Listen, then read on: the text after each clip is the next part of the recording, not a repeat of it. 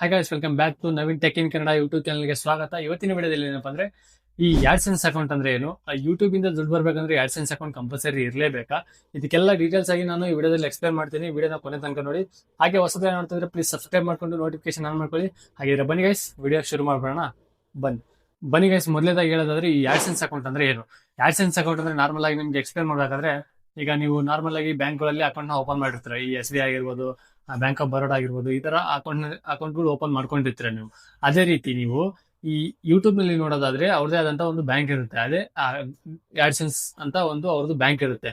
ನಾವು ಯೂಟ್ಯೂಬ್ ಇಂದ ಮನಿ ಅರ್ನ್ ಮಾಡ್ಬೇಕಂದ್ರೆ ಕಂಪಲ್ಸರಿ ಆಗಿ ನಾವು ಆಡ್ಸೆನ್ಸ್ ಅಲ್ಲಿ ಅಕೌಂಟ್ ನ ಓಪನ್ ಮಾಡಲೇಬೇಕು. ನೀವು ಆಡ್ಸೆನ್ಸ್ ಅಕೌಂಟ್ ಓಪನ್ ಮಾಡಾದ್ಮೇಲೆ ಅದರಲ್ಲಿ ನಿಮ್ಗೆ ಕೆಲವೊಂದು ಅವರು ವೆರಿಫಿಕೇಶನ್ ಮಾಡ್ತಾರೆ. ಈ US ಟ್ಯಾಕ್ಸೇಷನ್ ಆಗಿರ್ಬೋದು, ID ವೆರಿಫಿಕೇಶನ್ ಆಗಿರ್ಬೋದು, ಅಡ್ರೆಸ್ ವೆರಿಫಿಕೇಶನ್ ಆಗ್ಬೋದು, ಈ ತರ ಹಲವಾರು ವೆರಿಫಿಕೇಶನ್ ಅವರು ಮಾಡ್ತಾರೆ. ಮೊದಲನೇದಾಗಿ ನೋಡೋದಾದ್ರೆ US ಟ್ಯಾಕ್ಸೇಷನ್ ಅಂದ್ರೆ, ನೀವು ಈಗ ನಾರ್ಮಲ್ ಆಗಿ ಯೂಟ್ಯೂಬ್ ಬಂದ್ಬಿಟ್ಟು ಅಮೆರಿಕದ್ದು.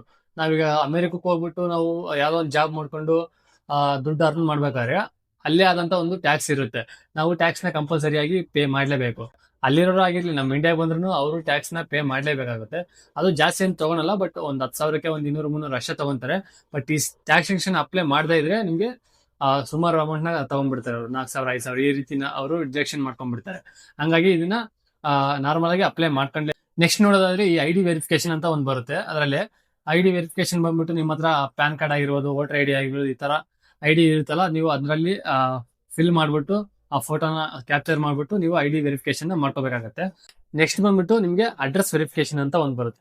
ಈ ಅಡ್ರೆಸ್ ವೆರಿಫಿಕೇಶನ್ ಅಂದ್ರೆ, ನೀವು ನಾರ್ಮಲ್ ಆಗಿ ID ಅಲ್ಲಿ ಅಡ್ರೆಸ್ ಎಲ್ಲ ಮೆನ್ಷನ್ ಮಾಡ್ಬಿಟ್ಟು ಆಗಿದ್ದೀರಲ್ಲ, ಅದು ಬಂದ್ಬಿಟ್ಟು ನಿಮ್ಗೆ ಕರೆಕ್ಟ್ ಆಗಿ ಅಲ್ಲೇ ಇದೀರಾ ಇಲ್ಲ ಅಂತ ಅವರು ಅವ್ರ ಕಡೆಯಿಂದ ಒಂದು ಪಿನ್ ನ ಕಳಿಸ್ತಾರೆ ಪೋಸ್ಟ್ ಮುಖಾಂತರ.